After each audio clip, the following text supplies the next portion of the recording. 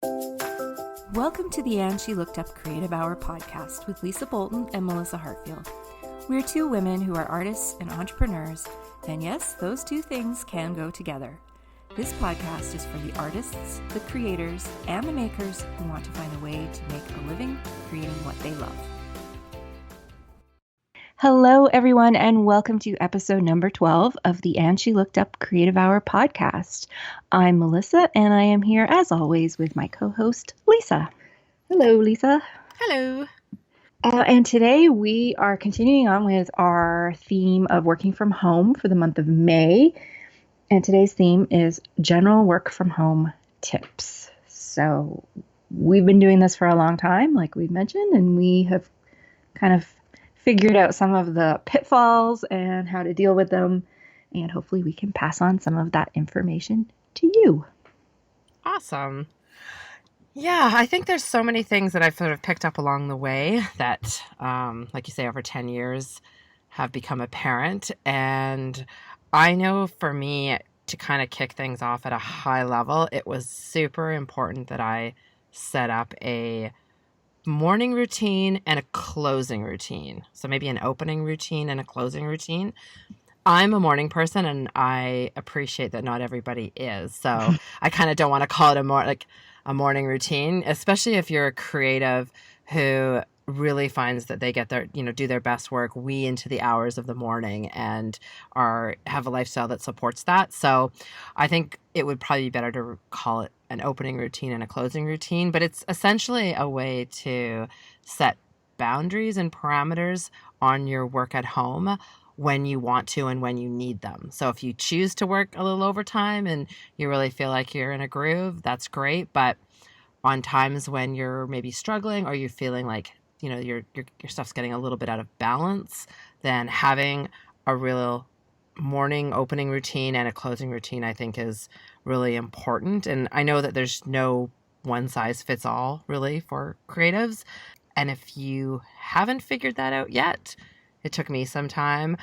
I think it's worth investing the time in a bit of self-reflection on that. I know for me, I have a very specific sort of wake up time. There's some time for me to do what I need to do. I have to set aside some time for my son to get him, I used to say to get him off to school, but in this time of April 2020, to get him set up for some home learning. And then I sort of had my routine, and then I had a very specific closing routine. So I don't know if you've kind of got a similar situation to that. Yeah, I do. Absolutely. And thank you for calling it an opening and closing routine, because I am not a morning person.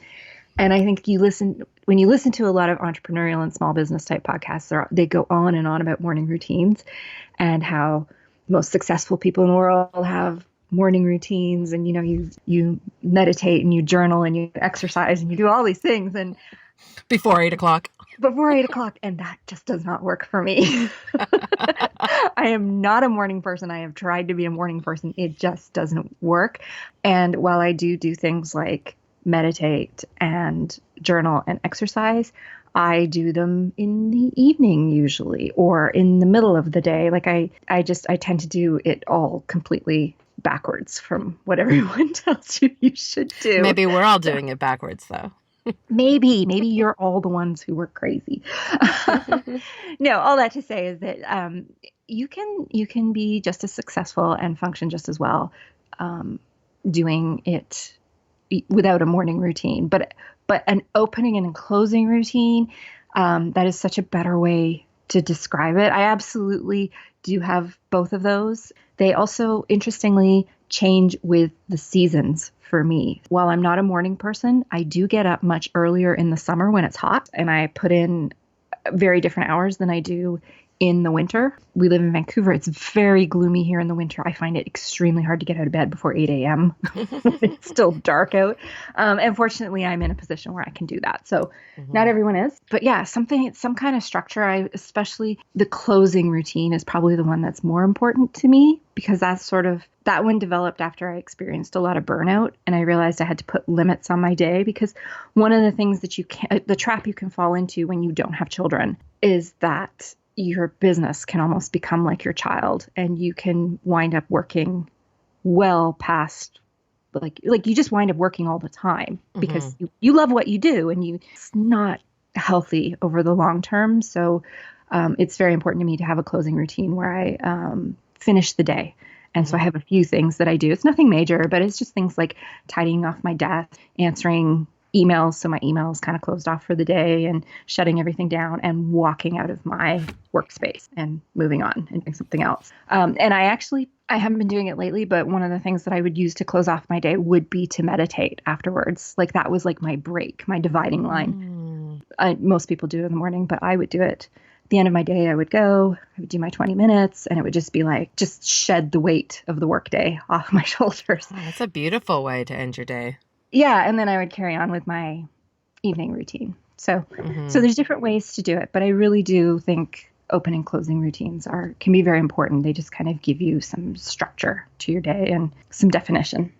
And when you have kids at home, I think the morning routine has always worked for me. I am hardwired as a morning person, but the morning routine has always worked well since becoming a parent because it seems to be the sacred time. So it seemed to be this guaranteed time for me, anywhere between 5:30 and 7 in the morning was like the rest of the world was sleeping. And so I could work uninterrupted, unencumbered. Nothing ever came up at that point in the morning.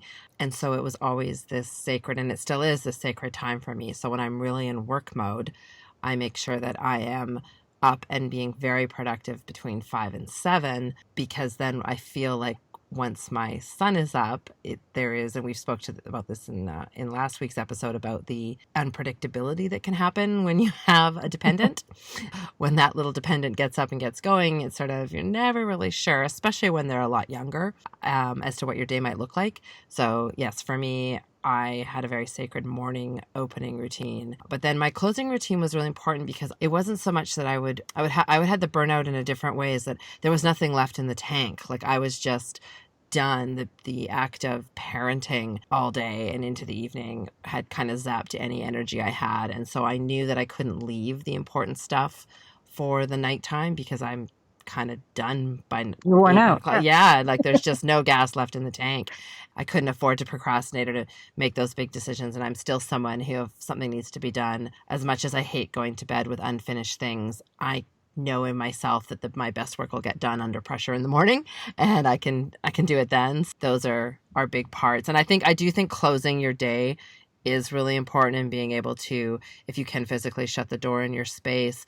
I love transferring my to-do list for the next day. So I'm a list person. I have my starting today list, and then whatever doesn't get done, which there's always things that just don't get off the list, I like kind of transferring those to a fresh list that I'm going to wake up to the next day, so that I'm not worried about them. I'm not worried I'm going to forget them, that they're there, they're accounted for, and I'm kind of starting the next day knowing where I'm at. And so that's an important part of my closing routine. Yeah, and I'm the opposite way with the list. That's very much a part of my opening routine. I like to just sit down with my cup of tea, write out my list in my planner for the day. Mm-hmm. So there's so many different ways you can do it, and it doesn't really matter. It just matters. What matters is that it works for you, and that it sort of sets you into your day. It's like taking a deep breath before you start your day, or taking a deep breath at the end of your day. And I think we talked a little bit about this in our last episode, but sort of going along with that, the first thing I had was like keeping a calendar or a planner. The idea that, when we first start working for ourselves, we kind of have this feeling like, oh, I can do whatever I want, whenever I want. And yeah, you can, but you do need some structure, and you do need some rhythm to your days. Mm-hmm. I think we do crave, especially if you want to be productive. Maybe that's the best way. I can't be productive without a little bit of structure in place. Mm-hmm. But the beauty of working for myself is that I get to choose what that structure is, which is what we talked a little bit about last week with distractions. If the best time to work for you is between 7:30 p.m. and 10:30 p.m., that's fine. Take a step back and realize when you are most productive, and when you have the opportunity to be the most productive, like when you have children, and those hours between 5:30 and 7:30 that's your time that you have to get done, right? And so this is where keeping a calendar and a planner really helps me. And there's so many calendars and so many planners out there. I have two. I have a like a bullet journal style that I've adapted to work for me. And I have multiple businesses, so I've kind of really MacGyvered the bullet journal to work for keeping track of 3 different businesses. And I have a big wall calendar that shows me the month at a glance, which I find super helpful when I'm on phone calls or just, like when I just need to see really quickly what's coming up and what's happening. It's a big, easy to read wall planner, and I use different colors for different things. And that for me, I fought it for a lot longer than I should have, but I've just kind of come to the realization now that no, I do need to have a schedule and I do need to keep track of things. I think I also mentioned this last week that I just need to get things out of my head and onto somewhere where I can't lose them. So I don't have to spend all that mental energy trying to remember them. Get them out, get them on the calendar, get them on the to-do list, and then they're down there, and I can plot them out into my day, my week, however. I do think that's an important one, especially if you have clients. Like if you have clients and due dates, you need to write that crap down. The worst thing you can do for a client is to miss a deadline. Like that's just going to lose you the next gig probably faster than anything else. So that has to take priority, right? Yeah, absolutely. And sometimes that does mean that you do, like if you have clients in different time zones, sometimes it may mean that even if you're not a morning person, you have to get up early. I mean, we're on the West Coast and a lot of our clients are in Eastern Standard Time, right? Their day starts 3 hours before mine does. And sometimes we have to shift things around and be available when we're needed. Yeah, no, you're absolutely right. It's very similar. I had a couple of pieces that touched on that.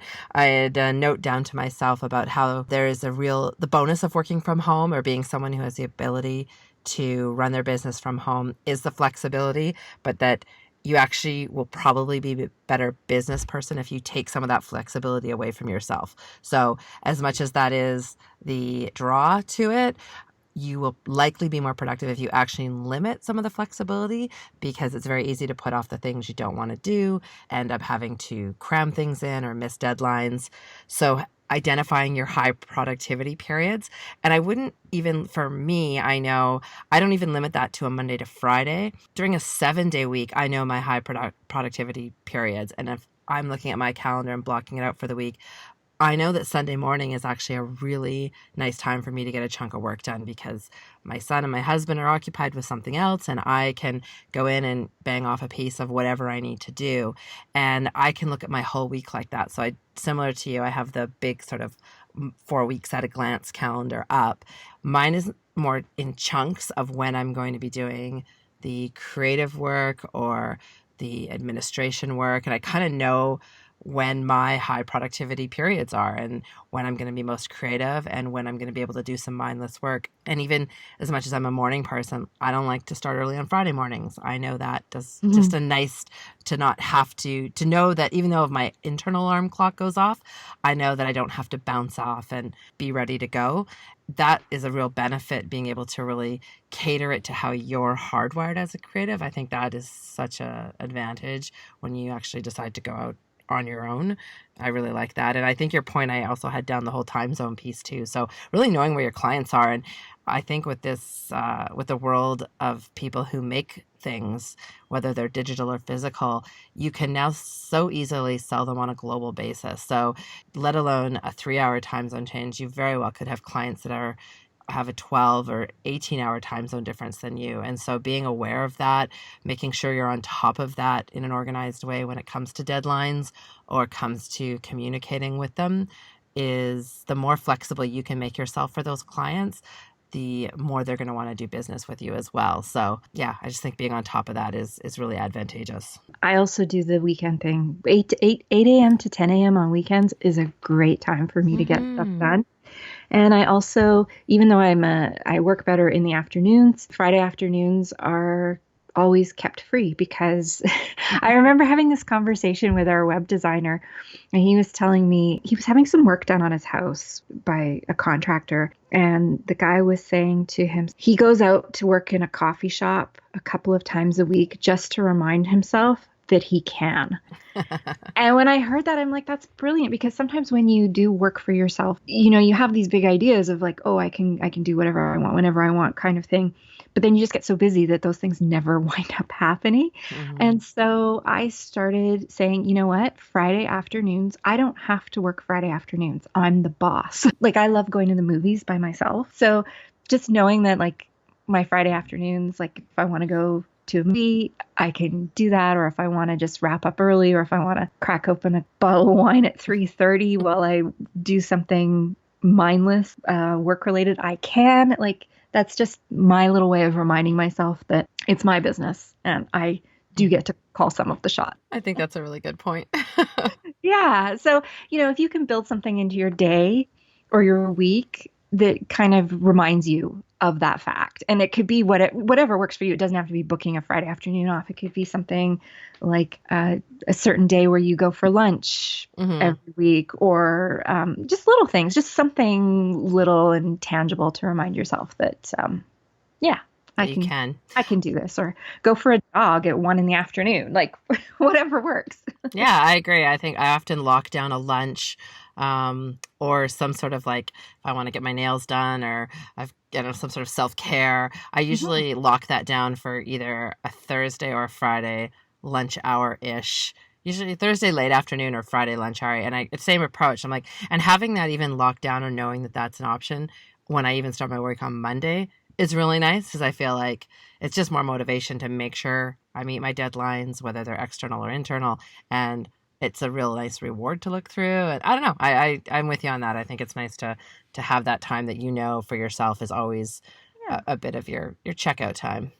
It's funny Yeah. you mentioned the friend that goes to the coffee shop, and I think you've mentioned before there's a couple of self-employed people that you connect with for lunch on occasion or whatnot. I made a note that I really wanted to mention how important it was when you work from home to find a cohort of other self-employed or work from home people, even if they're not in the same sort of creative space that you're in. It can be very isolating working from home, and having a cohort of a few people that are in the same boat that you are as it relates to just being self employed or being a freelancer or owning your own business on a smaller scale is such a nice thing to have. And I know you and I have a couple women that we connect with on, I don't know, we'll call it quarterly, I think, give or take a bit, even just to sit around a table and independently work together. Even if you're all working on different things and you're not doing something together, it's a real nice, it feeds my soul. It's a really nice feeling, reminds you of why you're doing it. I think it's a source of inspiration, and it's just a way to connect with other people when, if you get into a real rhythm, and depending on the type of work you do, I know for me, it can be weeks before I've really interacted with somebody in a professional way in real life. Most of the time it's through technology. And I would encourage people that work from home to really meet and connect locally or semi locally with other people that are in the same boat as you.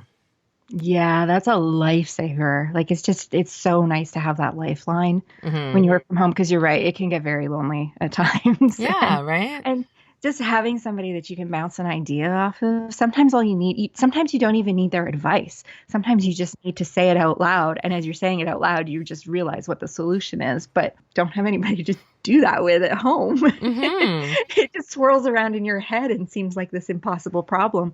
But the minute you start talking about it, you just sort of realize, I mean, we've done this. How many times have I said to you, oh, I need to ask you a question? And as I'm asking it and explaining to you, it's like, oh, you know what? I just need to do this. And like, yeah, it's just the act of having that person to bounce ideas off is so helpful. And when you don't have that, it can be very, very lonely and not intimidating. That's not the right word either, but just it can make you feel like you're, I don't know, maybe a little bit insecure about your Hmm. decision making processes sometimes. Yeah, you need that reassurance, and Yeah. you need someone else to just even be an active listener and to nod along with you and support you. And I take so much away from just even watching how other people work. It can be the simplest little thing, watching someone work, going, oh, the way she's got her browser set up, or the way she's taking those notes, or I'm hearing her have a conversation as she's troubleshooting something with someone else. And I take away so much from those. And you're right, it's very reassuring. And then it's relatable because you're like, oh, other people also are struggling with the same things Yeah. that that I'm struggling with, or being able to bounce something off to somebody who isn't in your space, someone who doesn't maybe do the same line of work as you, but is a fresh set of eyes and coming in completely naive to what you do, and you can set up a problem to them and they can lob it right back with an amazing solution you may not have even thought of. And just having the physical energy of being in real life, in person, eye contact, voices in an environment, I think that can be underrated sometimes. And I think it's an important thing to make space for as you're planning out your year, to building up that cohort of whoever is in your community and making sure you make that time to connect with them in person. Yeah, that's a really good one. So my next one was keeping track of where you spend your time. And this is one I struggled with tremendously the first few years that I started out. A lot of my work, my original work, was very client-based and project-based. And keeping track of your time is crucial for figuring out how to price your work. It's crucial for that. It's crucial for so many things. Like, it's really important when you're pricing your work that you have a really good understanding of how long it takes you to do things. When you're not actually tracking your time, I think we tend to underestimate how long it takes us to do certain tasks. I certainly do. Mm-hmm. Like, I'll say, oh, that'll only take me 10 minutes. And then an hour and a half later, especially if it's something you enjoy, because time just tends to move faster when you enjoy it. So you don't even realize that you've spent all this time on something until you look at the clock. So it can be really helpful to help you set your pricing and get an idea, whether you price by the project, by the package, even if you're creating things like an ebook to use as a lead for your email list. You need to know how long it takes you to create all those things. And because your time is your most important asset, it's sort of at the base of everything that you're doing, is how much time it takes you to do it. And by keeping track of it, you get a sense of how long it takes you to do things, which helps you bill. But it also can be very eye-opening to see how much time you spend on tasks that aren't really moving your business forward, like social media, replying to emails, going to meetings or having Zoom meetings or whatever, just meetings in general. Things like creating Pinterest pins, all those things take up a lot of time. But I think if you track that time, our phones are very good at tracking that time for us. But there's also lots of apps out there that you can use. And I think sometimes when we look at our collective use of those things, it's shocking. Yeah. Like, I spent 5 hours on my phone doing what yesterday? And then to take a look at those things that you are spending all that time on and asking yourself, how much money did this make me today? What did this do to move my business forward? And as much as I love creating Pinterest pins, it's even a service I offer my customers because I enjoy doing it so much. At the end of the day, spending 8 hours to make pins for me isn't the best use of my time. When I'm doing it for clients, I'm getting paid. So then, yes, that's a good use of my time. And that's the reason that they give it to me, because they realize it's not the best use of their time either, right? It's more cost effective for them to hire somebody to make those pins than for them to put their time into doing that themselves. It's really important to kind of have a very good sense of where you spend your time, and knowing that will also help you get better at saying no to things. Because if you just realize that something is a complete waste of your time, like realizing that you spent 2 hours commuting in and out of the city to go to a meeting for 30 minutes, not the best use of your time unless you can incorporate other things into that. Those are the kinds of things that keep track of your time from a very early point in your working from home.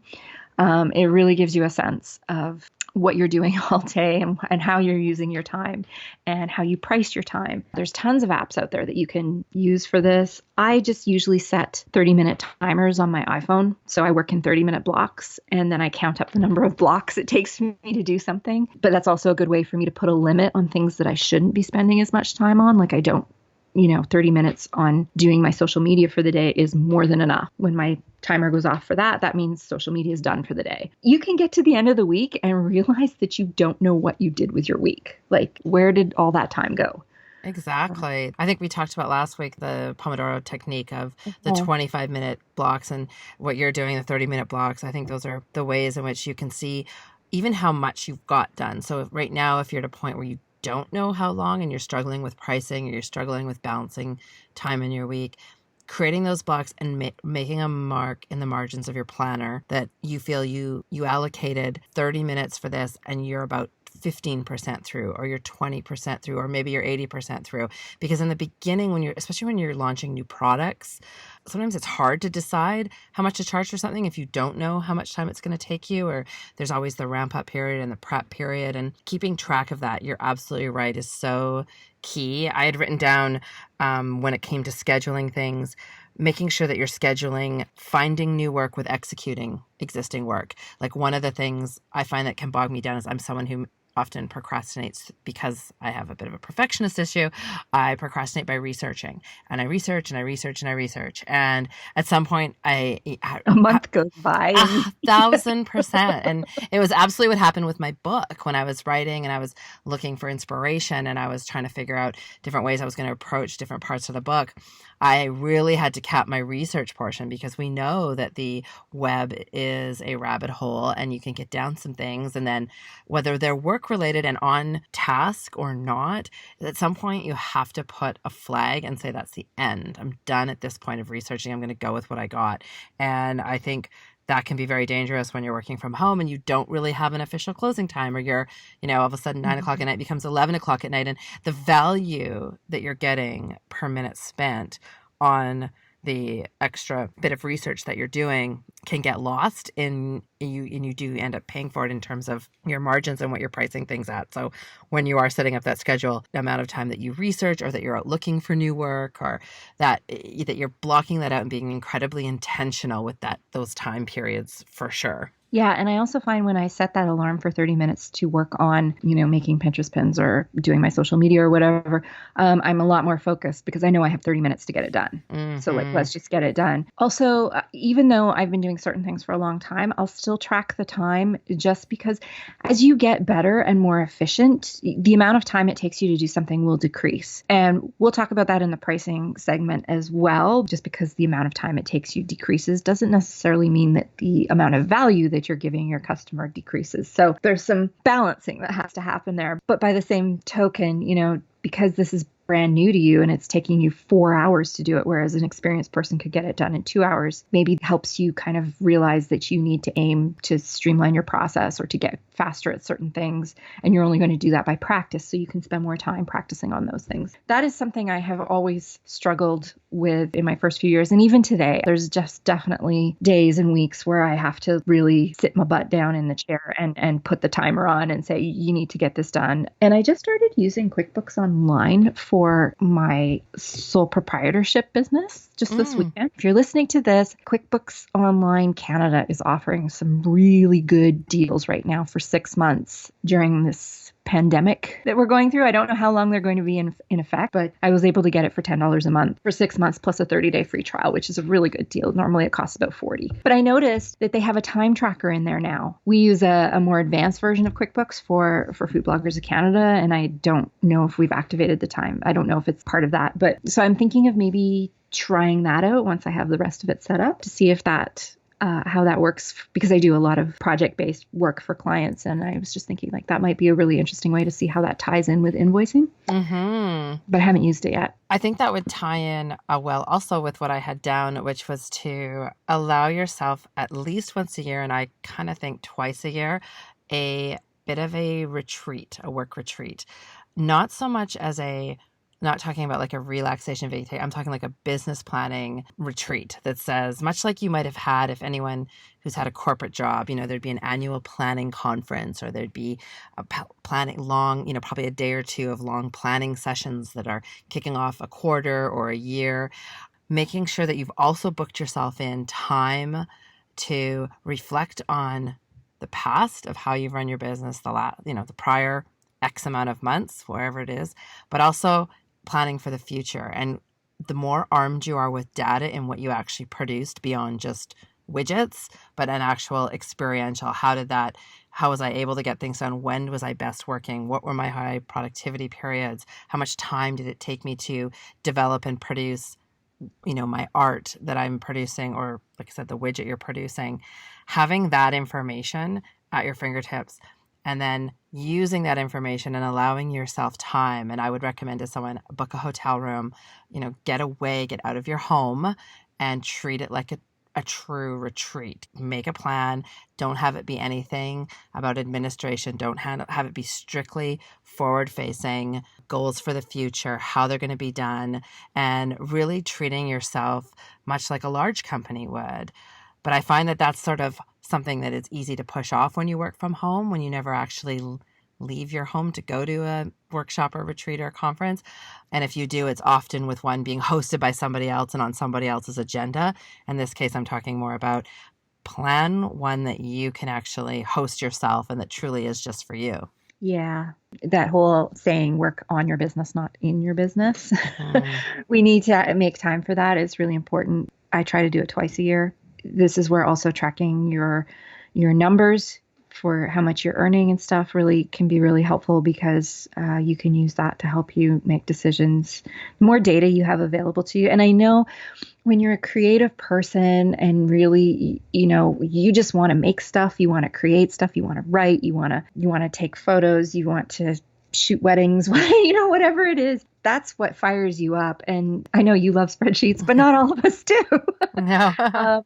But the reality is you need to be informed about what's happening in your business from a time perspective, from a money perspective, all those things. You need to be the CEO of your business because you are, right? Nobody else is going to do it for you. This wasn't on my list, but while we're talking about this is where things like having a good accountant and a good lawyer can really help you with this. And this is something that when we work from home, we tend to shy away from in the early stages because we envision it as being expensive. And it's not necessarily going to be as expensive as you think it is. And especially with an accountant, the very first meeting I had after I quit my job was with a potential accountant who is now my accountant. I just went in and I said, look, I don't know what I'm doing. I design stuff. I know how to use a basic spreadsheet, and I know the whole principles of stuff has to come in and stuff has to go out, right? But I don't know any more than that. And I'm not interested in doing my taxes, and I'm not interested in all this stuff. And it was great. She sat me down. She got me set up. So I was set up correctly from day one, which, let me tell you, had other businesses that have not been set up correctly from day one. And it's a nightmare to try and go back and fix it. So she had me set up correctly from day one. And she's also very much a business advisor. Like, she plays that role in my business as well as being my accountant. She works with so many other small businesses. She sees so many other scenarios, and she's really able to give me a different perspective or give me advice or talk to me about other things she's seen that have worked really well. And that's invaluable. And she handles my taxes and all that. I have a bookkeeper for FBC, and we'll get into that later. But, and it's not as expensive. The first year she did my taxes, I think it cost me $500, which seemed like an enormous amount of money to me at the time. But then I got a refund that was far more than that, and far more than I would have got myself if I had done my taxes myself. So while I did have to spend that money, it was worth it. And the same with a lawyer. There are a lot of lawyers out there who specialize in small business who totally get that we don't have gobs of money to spend on legal matters. We've had a couple with FBC and super happy with how they charged us in both scenarios. It was really very much based on like a project basis instead of an hourly basis. So when we went to our first lawyer, we said we need this, and this, and he calculated it as a project. It was so reassuring to know that at any point we could pick up the phone and call him, and it was all included in the price of the project. Sometimes you're afraid to pick up the phone and call your lawyer or your accountant because you're worried that the clock's going to start ticking and you're going to rack up a bill. Just ask a question. The way they kind of viewed it was that we'd rather you weren't afraid to ask us the question and got the right advice. So look around. There's so many different specialities in the legal profession. Look around for somebody who specializes in what you do. And for most of it, might be lawyers who specialize in intellectual property or who work with artists. Our current lawyer almost exclusively works with artists, authors, and filmmakers. So, he completely understands our industry. He completely understands our intellectual property, and he's not ridiculously expensive. And when you work from home, you you tend to spend a lot of time fiddling around on the internet trying to find templates that you can cobble together to make a contract or whatever. Whereas if you had just spent the money, I mean, a good lawyer can probably get you a contract pulled together in an hour, and it won't cost you very much money. Whereas you've just spent 6 hours searching the internet trying to cobble together something that you don't even know if it's legal, right? Yeah, exactly. Sometimes you do have to throw a little money at it and it pays off in spades in the long run. And that's where tracking your time can pay off, because when you track your time, you get a very good sense of how much your time is worth Hmm. from a money perspective. And if you come to the conclusion that your time is worth $300 an hour or $500 an hour, hopefully the more experienced you get, the more that number goes up. But there comes a point where you're like, why am I spending all this time on something that I could hire somebody to do for $40 an hour, right? Yeah, exactly. I'm actually thinking as you're talking about this that we'd probably be well served, or our audience would be well served if we did bring on a bookkeeper that is well versed with very small independent creatives, and the same goes for a lawyer that is Mhm. had experience, just to really kind of get some advice from both of those professions, especially the ones that deal with small sole proprietor creative types. Yeah. It would probably would serve people well to kind of hear it right from them as some of the things that they should be doing in the infancy stages, or even if they've been at home working for a long time, maybe some new best practices they could imply in their work. That kind of leads into the next thing I had on my list, which is hiring help before you think you need it. Mm. Yeah. And so when we're talking about hiring help, I'm not necessarily talking about hiring a full-time employee or anything like that.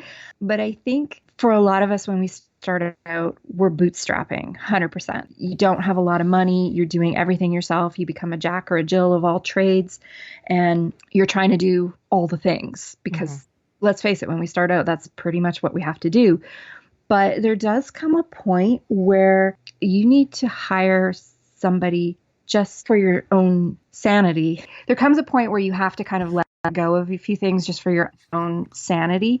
And it could be something as simple as hiring a virtual assistant for 2 or 3 hours a week. Like, it doesn't have to Hmm. be like this big thing, but sometimes just having somebody who can come in and maybe manage your social media for you for half an hour a day, or who can create graphics for you, or who can help you with your marketing, or just tasks that aren't your strong suit. Or even if they are, because I had on my list, outsource a little stuff, even if you know how to do it, because sometimes your time, your brain power is better served moving your business forward in another way, Yes.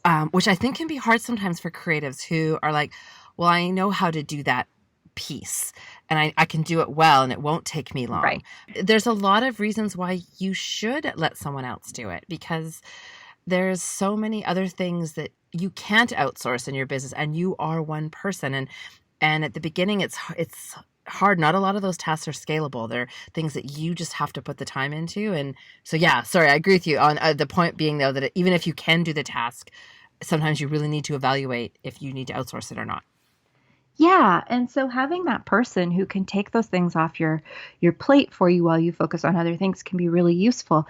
And it doesn't even have to be a virtual assistant. It could be like in with FBC, the very first person we hired was a bookkeeper, Mm-hmm. because we hate bookkeeping and we're not good at it. And the one thing you don't want to screw up is your money, right? Yeah. So, we hired a bookkeeper. Best decision ever. Like, Mm-hmm. it just took it was like this massive weight came off my shoulders, because I was the one that was doing most of the bookkeeping, because out of the two of us, I was marginally better at it. And that's not saying very much. So we hired a bookkeeper, but it could also be things like hiring somebody to help clean your house, or to do your laundry, or things that give you more time Yes. in your house. And it doesn't have to be a lot of money. Like, you can start super small with just one or two, like I said, 1 or 2 hours a week, just to see how it goes. But the funny thing is, I think a lot of people hold off on hiring somebody because a lot of us tend to be very type A, controlling. Nobody can do this as good as I can. And newsflash, there's always somebody who can do it as good as you can. And there's always somebody who can do it better than you can. So you need to get over yourself. And the thing is, once you hire somebody and you delegate those first few things, when the weight comes off your shoulder, it is so much easier to Mm-hmm. hire the next person or to add a few hours on. I'm super comfortable with delegating because I've been doing it since I was in my 20s because I've always had a staff and that was my job Mm-hmm. was to delegate. But if you've never had to do it before, it can be really hard. It can be really hard to kind of give up that control. But once you do, it makes such a huge difference. And most of us Mm-hmm. leave it too late. We leave it till the point where we're super stressed out, where we don't have time to nurture that first hire Mm-hmm. appropriately because you can't just hire somebody and expect them to know how to do everything. That's just not going to happen.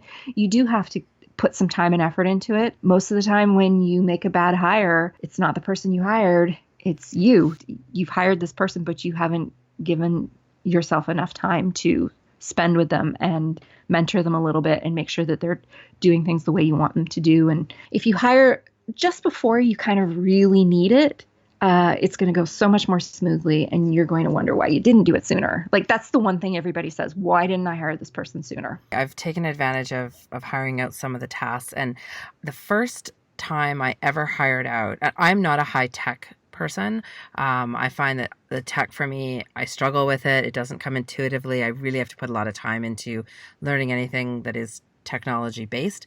That being said, the first time I hired out, it was $8 to do a custom signature on my new work email. Like it was something so simple that I'm sure as I say it, people could be laughing at how ridiculous it was I couldn't do it. But it wasn't like, oh, I knew I could do it and I could probably Google a bunch of stuff and figure it out and play around. But I also took advantage of companies like Fiverr and Upwork and reached out to them and said, look, like, here's what I need. I need it to look like this. I wasn't fussy about it. I just wanted something up and professional and had links to my social and was something that I could check off my to-do list and move on. And that would have taken me a long time. I was very hesitant because it was the first time I'd sort of outsourced. I felt like I was giving people access to personal information. I was worried. It was fantastic. It worked.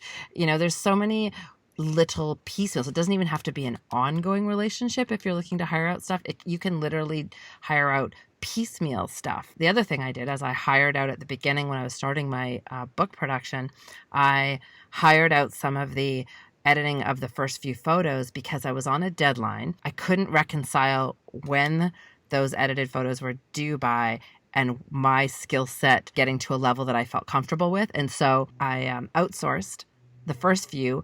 Well, in the meantime, behind the scenes, I was frantically learning the new software and learning how to edit it so that then I could actually back in-source that task going forward because it was a task I knew I wanted to do going forward.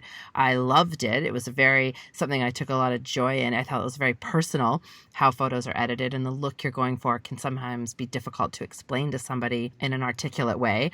And so for me, I outsourced surely to buy myself back some time to get up to speed on the skill that I was outsourcing so that I could bring it back in-house. So I think there's different ways you can approach outsourcing. It doesn't have to be a big or long-term commitment. It can be project-based and it can be until you learn it and you want to bring it back and do it yourself. Yeah, I make things like Pinterest pins, media kits, logos.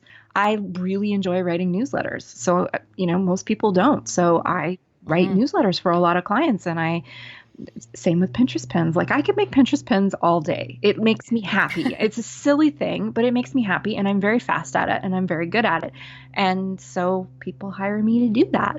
But we've hired things out like cute little animated graphic for the beginning of our videos or hiring somebody to write you your own music for your YouTube channel so that you're not constantly getting flagged for using copyrighted music, which can happen even when you buy royalty-free music. And then you have your Mm-hmm. own music that nobody else has, or, just all these little things. There are people out there who specialize in it, and it's so much less expensive than spending 2 hours trying to figure out how to do the signature in your email when your time is probably at that point very early on was worth around $50 an Mm-hmm. hour. You hired somebody to do it for $8. Yeah, and I'm sure that took that person minutes. Like Yeah. these are not, and there wasn't like, these are things, I'm talking about a task where some people might have more preference into the look and like, I literally reached out to said to, I put the job out essentially, it's not to bid, but essentially looked for it. People responded and said like, here's 3 options. I was like, yep, that one works for me. Let's do it. And I was okay with that. And it's evolved over time, but just to get that up and running, I've outsourced putting my website together, not only with you and originally, but even more recently making a transition from WordPress to Squarespace. I looked into it. I was told how easy Squarespace is, which truthfully, our website is Squarespace, and it is a very beautiful platform.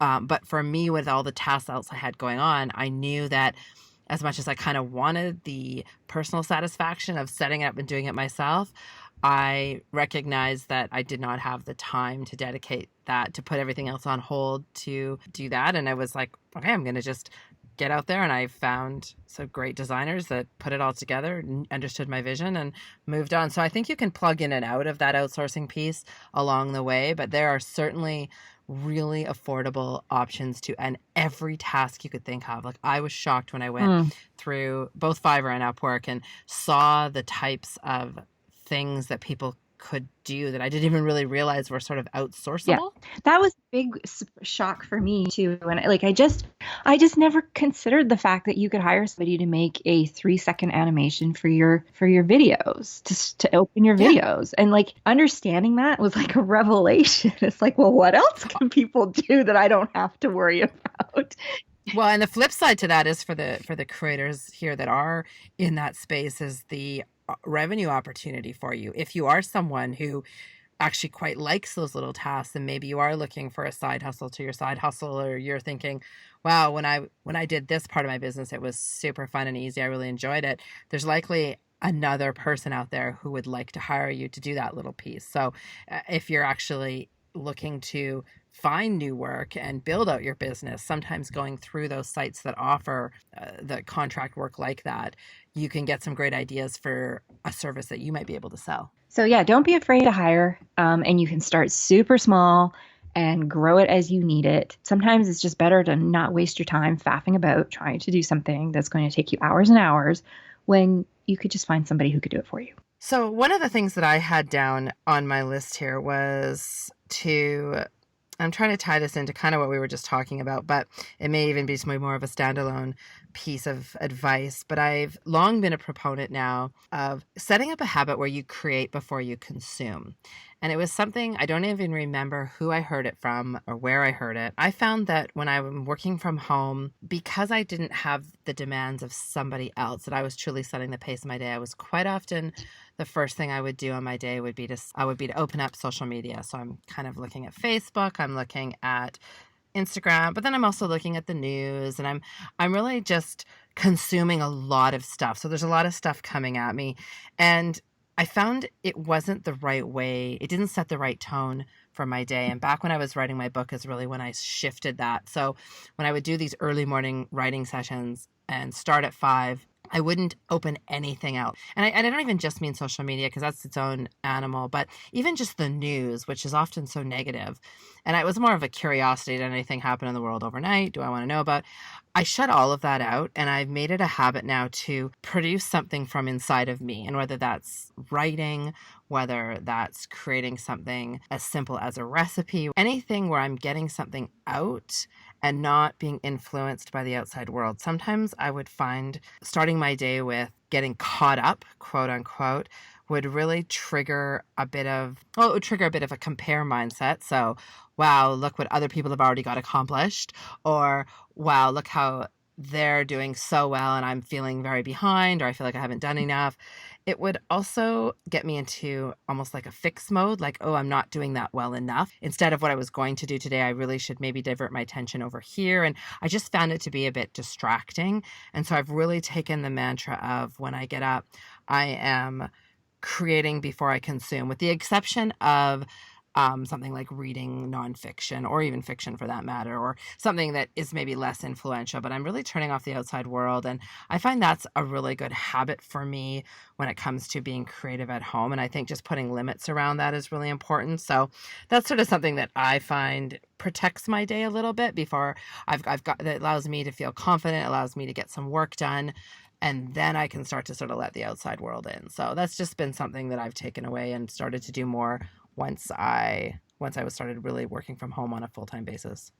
Yeah, I don't do that as much as I should, because you're right. It totally does work. Like, it just gives you this feeling of accomplishment. It does. And some people handle it better than like other people are less influenced perhaps by that. Like I just find I'm the person I can be a bit of a chameleon that way, and that I will let it maybe affect me more than I would like it to, and it's something I'm working on and I think I'm getting better at. So it also depends on maybe how you're hardwired. But for me, yeah, I kind of like keeping that time a bit sacred, and then I feel like that's getting my purest, most authentic self out, and then I can start to take in all the other stuff. Yeah, I do avoid things like the news until the evening. I don't look at that kind of stuff. But I do tend to start the day with just going through social media, through email, and just seeing, if there's anything that I need to take care of right away, because I like to get those things out of the way. And then I shut everything off. And that's like, I mentioned this last week, I don't go into my email after I do my early morning check. If I go into social media during the day, it's because I am procrastinating from something, right? But stuff like that, like once it's done, it's done. And I dive into what I need to do. And I've really noticed that. And we're doing another episode on this next week, I think.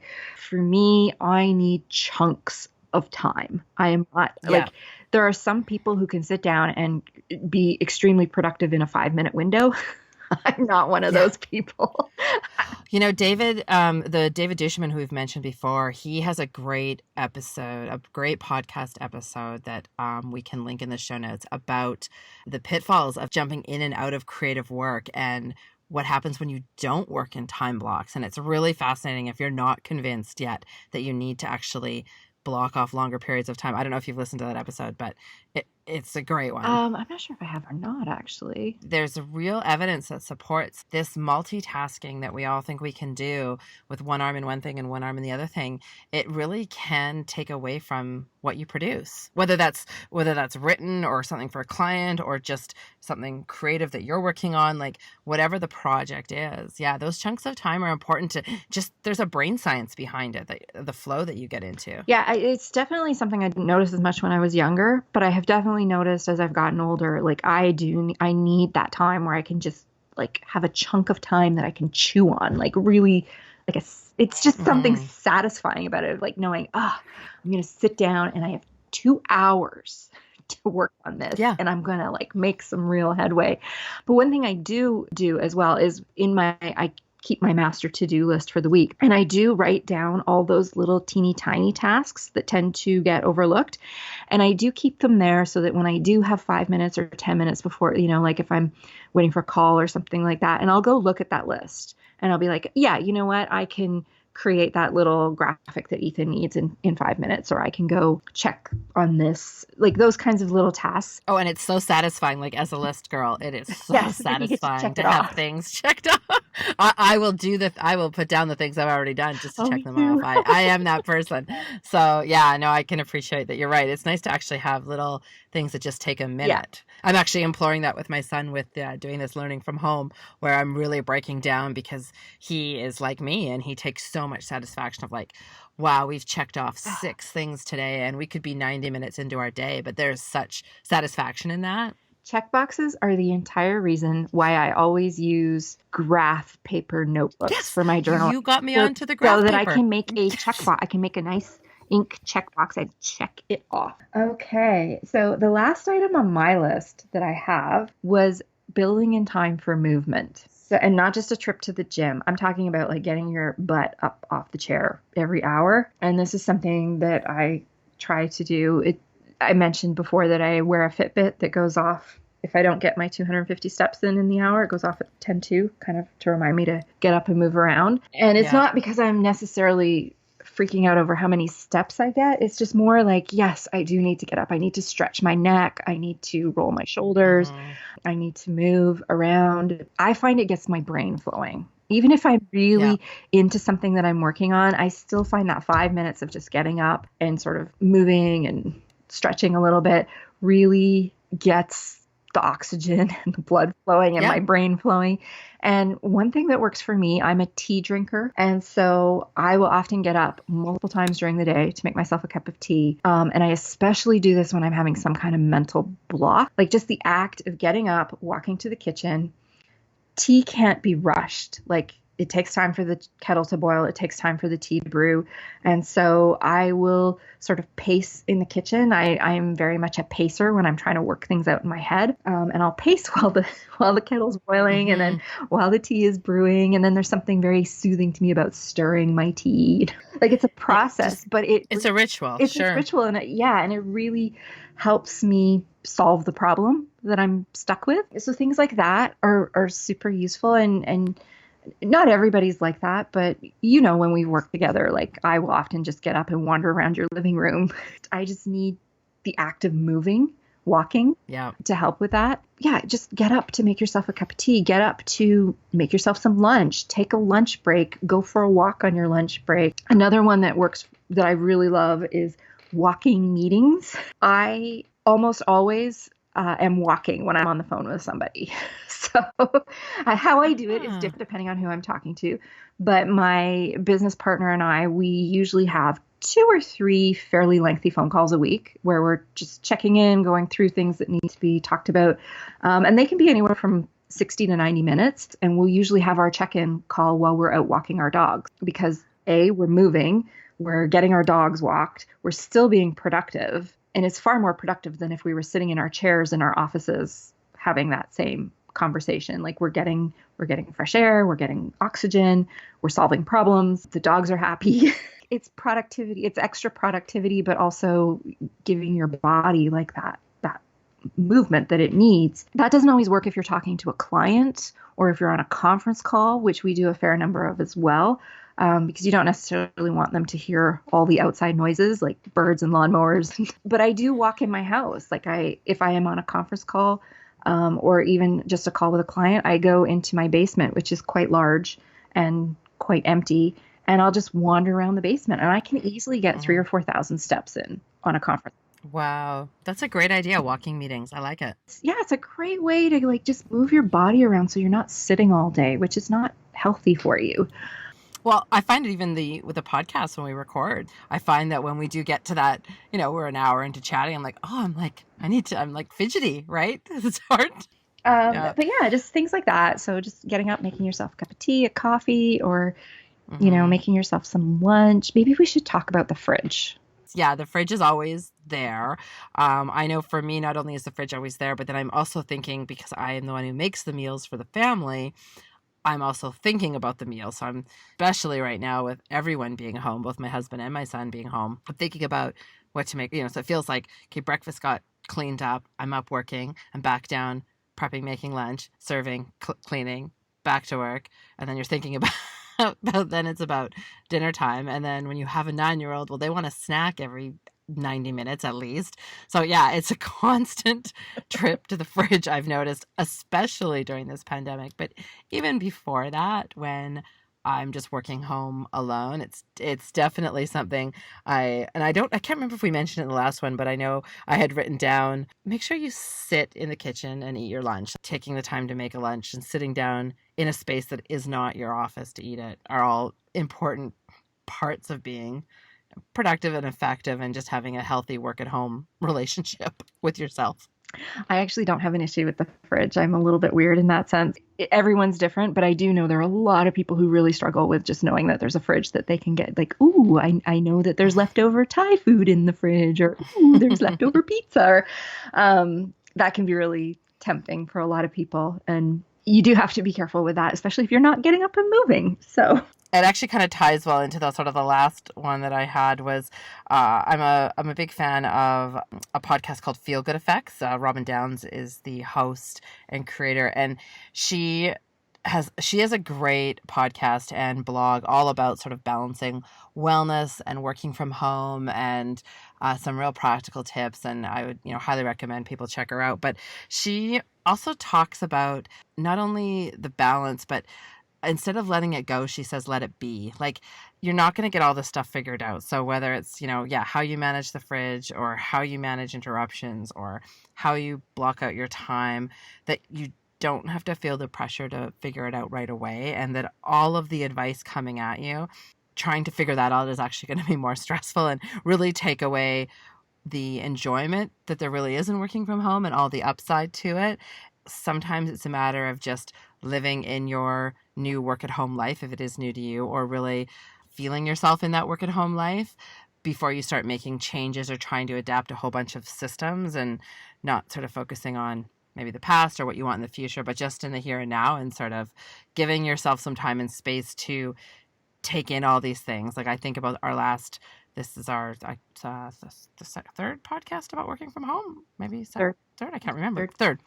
And so I think about my notes and the stuff that I've written down and the stuff that I know that I want to try to do more of and better of. It can actually almost be overwhelming. And so, just want to make sure that people really also feel like this is a process. This isn't a checklist or something to go on your to-do list tomorrow. This is in fact a progress, and it's ongoing all the time. We're both veteran work at home people. And, I think you have a lot of things figured out. And I know that you're also saying there's a lot of things you're learning or tweaking or adjusting or struggling with. And so, yeah, it's just something that whether you're a newbie or a veteran, that just let it be and feel it and be observant and be intentional. And those are kind of, and you'll start to make the changes, and you will get into that groove that really works for you and your lifestyle and your setup at home.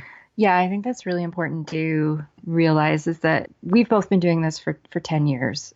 It takes a while to figure it out. But the other thing to recognize is that where I was 10 years ago is not where I am today. Like I don't have the same type of business or businesses. I don't do the same type of work. Like, you're going to evolve. You're going to evolve both as a person and as a business owner.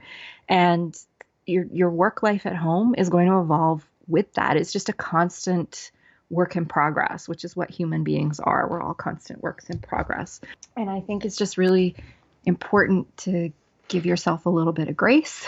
Just because this is one thing I struggled with a lot in the early days, was like hearing all these ways that you should do things. Like, you should be a morning person. You should do this. There's no should.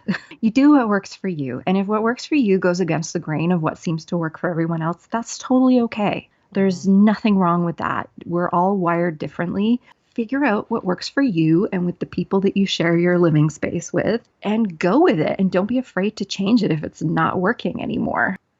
So I think our final installment of our work from home is next week, and we're talking about productivity and efficiency at home, and just sort of, I think, some of the hacks we have, and how you can really make the most of your time at home. Yeah, like time management kind of things. I'm excited for that. I get to talk about batching and time blocking, which are two of my favorite things. And then we are going to wrap the month off with an episode on pricing, which doesn't really fall into working from home, but we had an extra week in the month of May, I think. So we decided we would do our pricing episode. And I'm super excited to do that one, because I think we both have a lot to say. And a lot of it doesn't necessarily go with the popular opinion of the day. Awesome. Well, I think that was great. And I think if you, our listeners, are enjoying it, we'd love to hear from you. I think that's the first thing. And if you're enjoying it, we'd love it if you would tell somebody. So if you've subscribed and you're enjoying, we drop a new episode every Friday,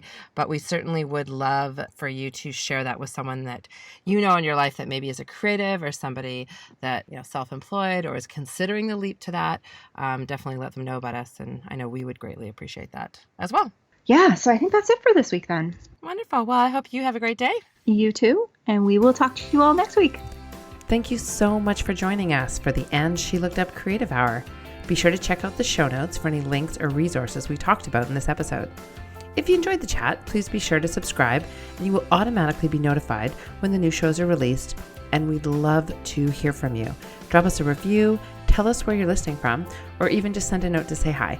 You can find us at andshelookedup.com or on Instagram under andshelookedup. Thanks so much for listening.